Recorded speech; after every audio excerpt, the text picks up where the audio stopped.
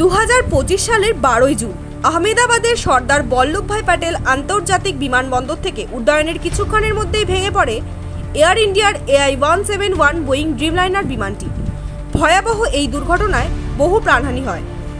ঘটনার ঠিক এক মাস পর শুক্রবার অর্থাৎ 11 জুলাই মধ্যরাতে প্রাথমিক তদন্ত রিপোর্ট পেশ করল এয়ারক্রাফট অ্যাক্সিডেন্ট ইনভেস্টিগেশন ব্যুরো। প্রায় 15 পাতার এই রিপোর্টে উঠে এসেছে একাধিক গুরুত্বপূর্ণ চাঞ্চল্যকর তথ্য। রিপোর্ট অনুযায়ী উড়ানের কিছুক্ষণ পরেই বিমানটির উভয় ইঞ্জিন আচমকাই বন্ধ হয়ে যায়, যা একটি বিরল ও বিপজ্জনক ঘটনা।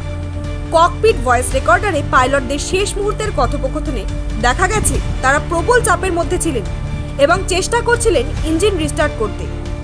রিপোর্টে সম্ভাব্য যান্ত্রিক ত্রুটির দিকেও ইঙ্গিত করা হয়েছে, বিশেষ করে ফুয়েল সিস্টেম বা ইঞ্জিন ম্যানেজমেন্ট ইউনিটে।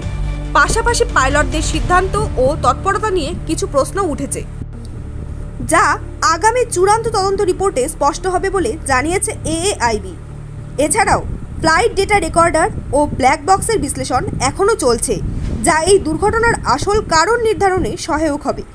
এই ঘটনার পর DGCA ও AAIB উভয় সংস্থায় বোয়িং 787 ড্রিমলাইনার সিরিজের নির্দিষ্ট ব্যাচের বিমানের ওপর বিশেষ নজরদারি